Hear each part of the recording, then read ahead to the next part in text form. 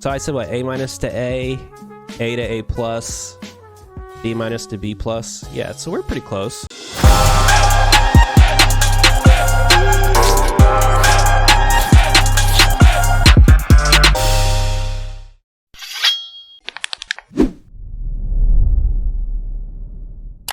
Just do it!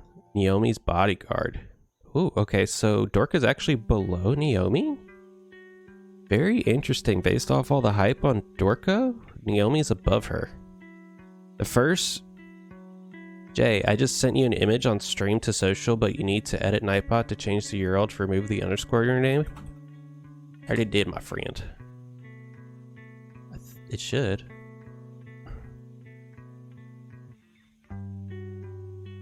Yeah. Wait, go back.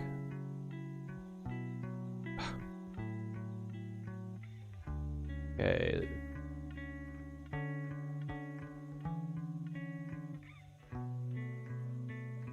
New media from Wise Warrior 3.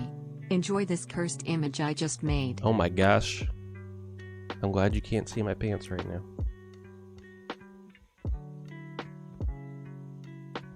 What do you think about Valentina? We haven't got there yet. I don't have any thoughts about her. We're still up here on Naomi's bodyguard.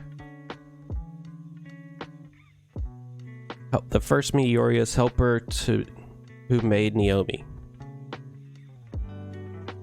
Who made Naomi? Who lacks political skills and foundation into the great chief she is now.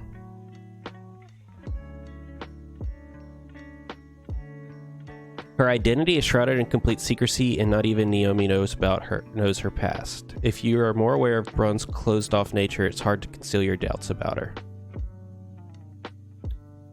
Okay, so her being Naomi's bodyguard doesn't actually mean that Dorka isn't going to be the most powerful in the set. If anything, her description here makes it seem like she would be. But this fact was a huge opportunity for Dorka. Her presence with no connection to anyone was a good opportunity for Naomi, who had just become chief, to include Dorka to her own faction. This reminds me of the storyline of Epic 7 so far. The Fire Nation place to add in the second season. To add to many of her appeals, she also had equivalent skill level as Kylock, a maniac recognized by everyone in Brun. The reason for Kylock's suppression provided ample justification for keeping Dorka by Naomi's side. Ironically, the presence of Kylock, which everyone avoids, has further consolidated her position. As a result, Dorka, along with Kylock, has a firm position as Naomi's sword and shield, although you can't tell who's meant to be the sword of the two. Okay, focus shot. Afflicts target with focus fire mark and decreases dodge block for 1 round on basic attack. Gain mana if target dies while marked. Gain 1 mana if target is at 70% or above. Grace of Mana over time effect grants 1 mana permanently to all allies. Ooh, that's nice. Soul Bond grants allies with less attack than self with Soul Bond mark and heals 30% of missing health every turn?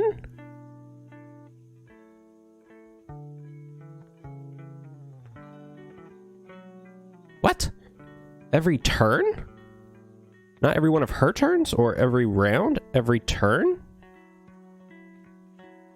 Reduces magic damage taken by 30%. All. Deal 63% damage to all enemies for 2 mana. Over time afflicts target with bleed, dealing 39% every turn for 2 turns. What? What is bleed type-wise? Piercing darkness. Single. Fires 365 piercing damage to 1 enemy. So that's actually not that great. This kit isn't that great. I mean, this is okay for PvE. This is super useful for frontliners like Ulum and provokes like Dagus. But she's focused shot, so she's rather quick.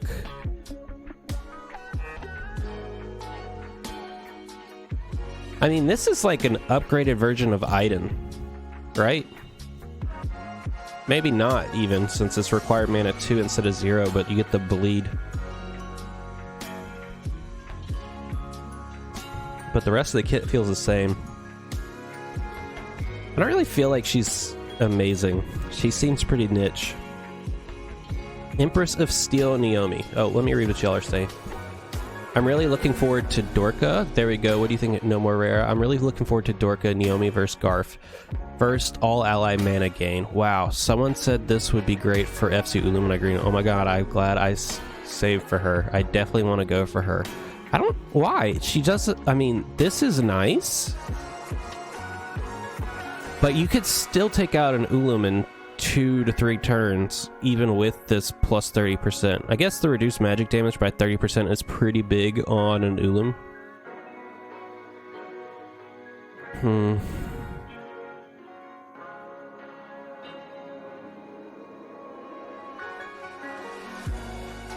I don't know. She just seems like this, and that's it. This doesn't really seem relevant, and this doesn't really seem relevant for PvP. She just seems like a staller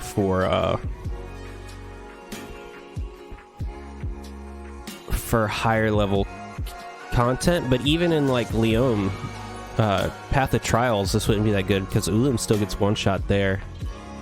She's not broken by any means, but I've always wanted an ally and mana gain, plus great design, nice defensive boosts. Yeah.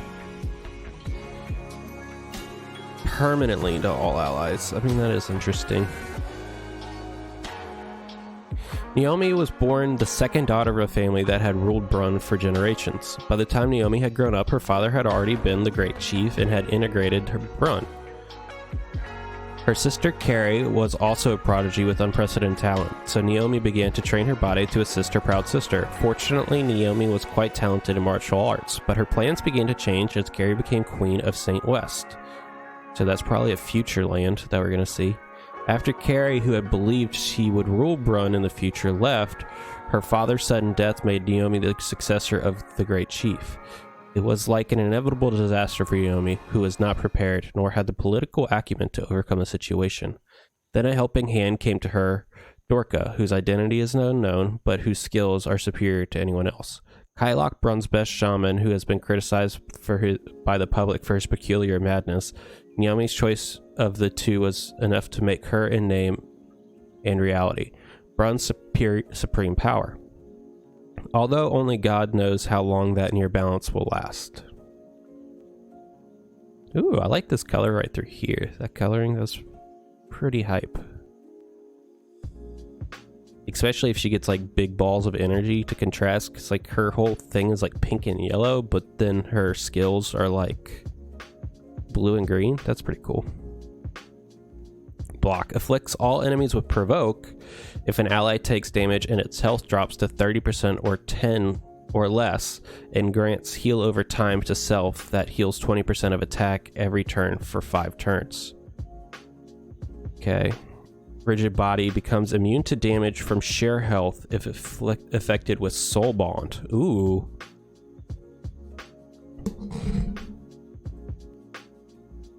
Wait. But she doesn't have sheer health.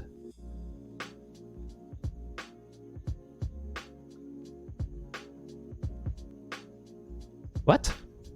She doesn't have sheer health.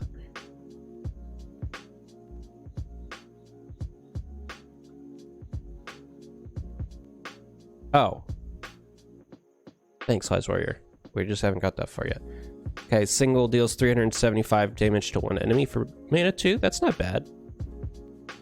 We paid what? 3 mana to get piercing version of that? So 1 mana is worth piercing, and piercing does like next to nothing. Active 2, self-increase own maximum health by 37 for 8 turns. Increase own defense by 37% for 8 turns. All share health with all enemies for 16 turns, and she's immune to that damage if paired with Dorka.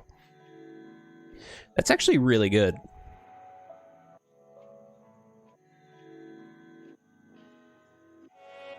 Depending on her typing, she's already really freaking good, because she's like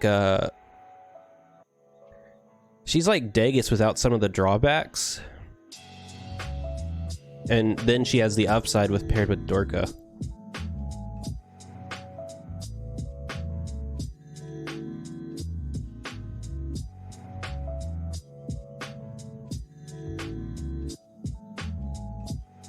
Yeah, I really like her kid, actually. I like her more than Dorka right now. Yeah, I like Neomi over Dorka so far. Naomi, Ancient Clock, Lunatic Shaman of Brun, born with cruelty, madness, and talent as a shaman. Actually, let me read it. Let's see if you guys said anything. She's not broken by any means. Her skill 2 is... I feel she's pretty mean. Looking at her skill 2, she really isn't bad, but not the kind of unit I want to go for. I mean, these are just fadeds, so you're just going to pick them up as you're going for banner units anyways. If you're rolling for a faded, you're going to have a really bad time. Just saying.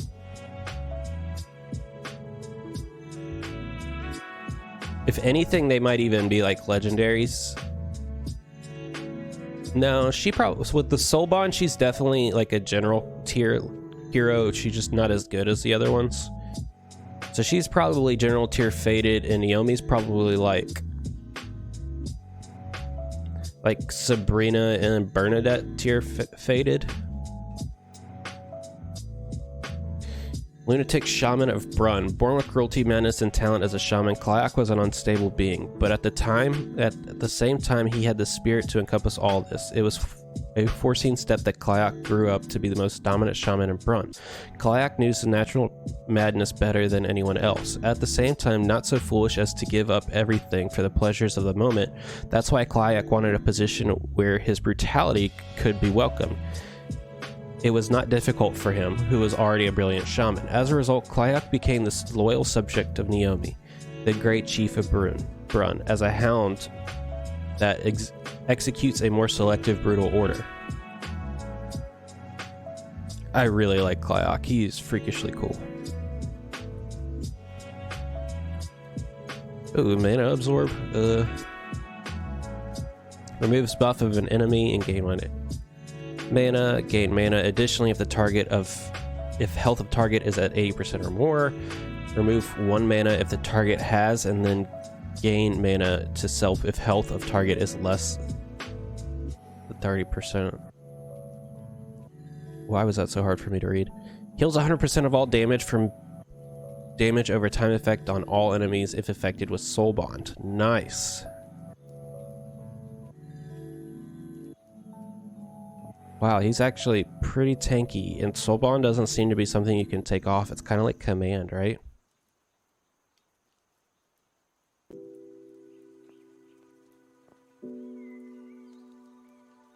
So I feel like Mana Absorber is actually pretty undervalued here.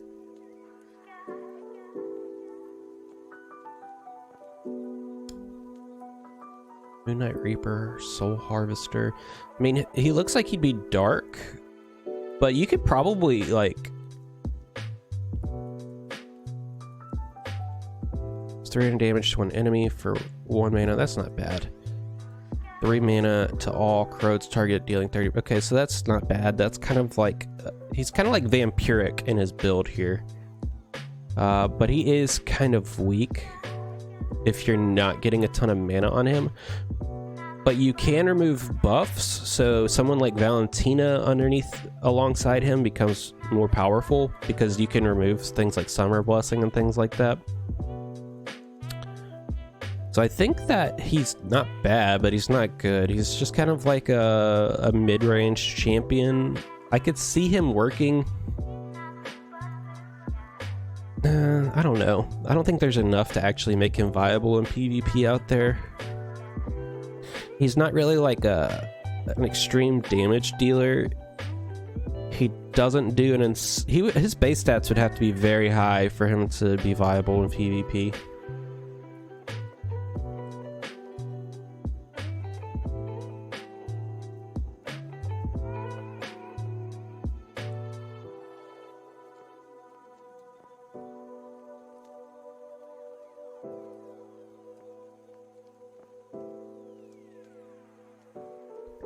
Yeah, I think he's fine. He's probably like on the Burnavis type of value. I think just like Burnavis, you could get good value out of him under the right conditions, but generally applying those conditions aren't worth it. But that being said, I think that this kit is like perfectly suited for an FC with a decent passive.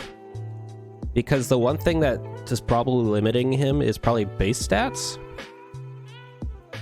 Because like if you were to pair him with like an Iris or something like that, and you can get this up quickly and keep it going, he's going to be kind of hard to take down. Because he's going to be healing 40% of his damage per enemy every single turn for 3 turns. So if you have him low right before this procs, he gets basically all of his health back here, and then any damage that you have on him and corroding, he's healing it back up. So he could kind of be like a raid boss of sorts if he has enough base stats. So I could see with like a black FC, a blue FC, he could be relevant. Actually, if they make him like the blue FC for the Brun set, that might actually be really freakishly good. I really hope for that now. I hope that they make Kylock the blue for Brun, because he's kind of dependent on others anyways. Blues generally have good base stats if you have multiple of that shard or that fake core, and he's just kind of missing, like, well, we don't know if he's missing, but he needs base stats to be relevant. So if I'm to grade these just based off of, without knowing the stats, out of like an F to S, I'd give Dorka, I think I'll give her like an A- for right now. A- to A. I'd give Neomi A to A+, and Kylock like a B- to B+. It's really dependent on his passive stats. B for you? Yeah, we're not that far different. So I said what, A- to A to A+, B- to B+. Yeah, so we're pretty close.